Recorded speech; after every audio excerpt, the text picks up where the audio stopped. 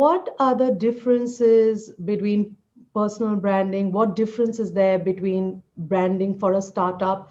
How important is it to get personal branding as far as a startup or an entrepreneur is concerned? And how would you differentiate between the kind of branding that you've done for companies and entrepreneurial startup?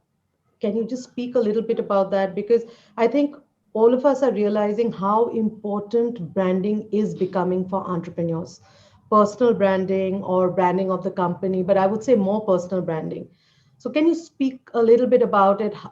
What one can do, why it is so important, what are the different strategies for go to market? Just start from the beginning so that all our entrepreneur listeners can gain some knowledge and see how they can start implementing this. Right. I think let's start by talking about what a brand typically is. What really is a brand. Now, when I ask this question to people, I get all sorts of answers. What I want to tell you right away is that your brand is not your logo. It's not your website. It's not your visiting cards. It's not the colors of your communication. It's not that. Those are the visual cues, and those are the visual props, and your visual identity is what I would say.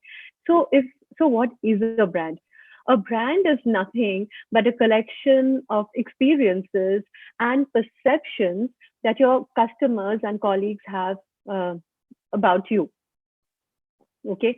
Now, if you take this, if you keep this definition in perspective, you get a few things. You understand that for an individual, at every point in time, there are these moments of truth at any point in time where you are creating those first impressions, where you're creating those perceptions, and that is what people are taking away from your brand, right?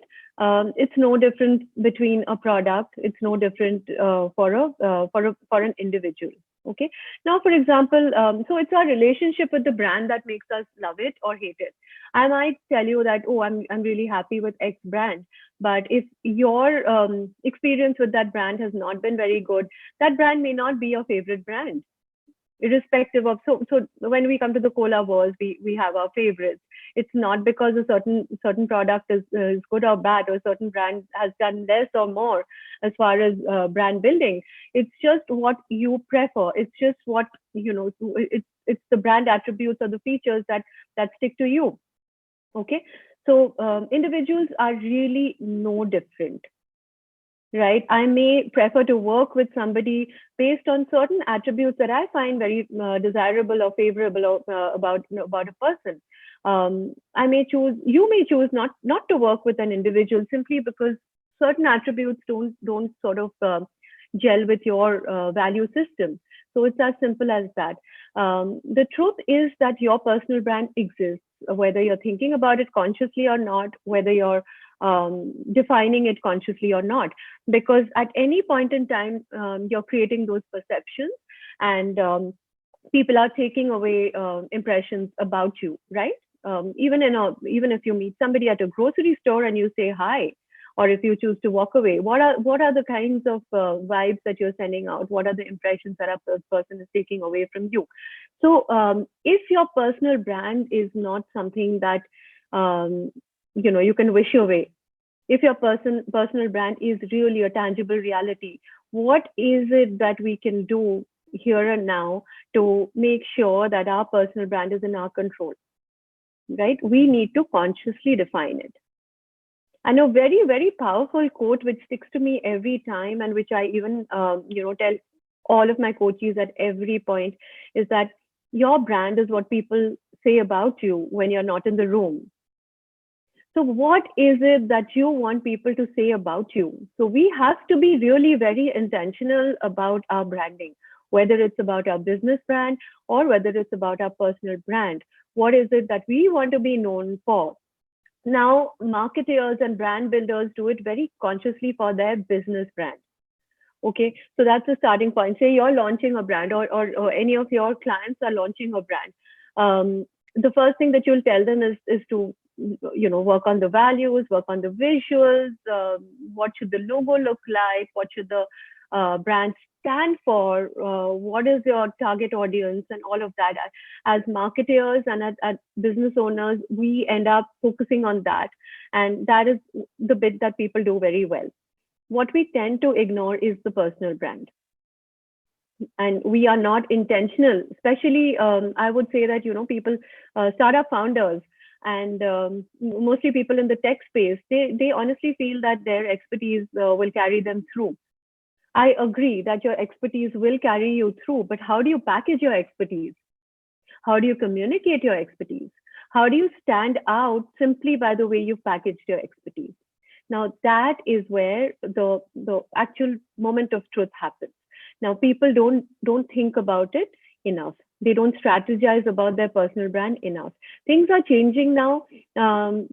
Startup founders are waking up to the fact that their personal brand is now important, and they are investing in it. But I do believe that a lot of education and awareness building still remains to be done in this area for founders to really realize that their personal brand can actually contribute directly to their business brand. Your personal brand is actually a sum total of your reputation and your credibility. Okay.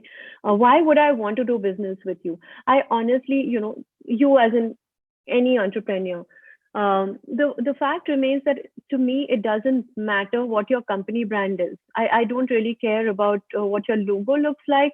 I probably won't even remember what your company is called. People will work with me because they have heard good things about me as Devapriya. Okay. No, it's incidental that my company brand is 212. So what should I be building more? What should I be focusing on more? On my personal brand, right? Very interestingly, how things are a little different in the corporate world is that when I finally decided to hang up my corporate boots, my team was shattered. My, colleagues were upset. The vendors were upset. All of that. Some people said that, oh, we'll go with you. All of that happened. But in reality, what do you think happened? They sort of, I moved on, and the person who stepped into my shoes had the budget, had the visiting card, had the designation, and everybody eventually stayed back, worked with him. When he moved on, the new person stepped in. That, so the vendors remained and the people remained, and they left for their own reasons, but whatever. Now, as an entrepreneur, when I started up, who were the first few people who came to work with me? People who believed in me, people who believed in my credibility and my reputation. They didn't care what my brand was. I mean, at that point, probably I didn't even have a logo. But the first few people who came to work with me were people who truly believed in the power of my personal brand. So that's how important a personal brand is to a business owner, is to an entrepreneur.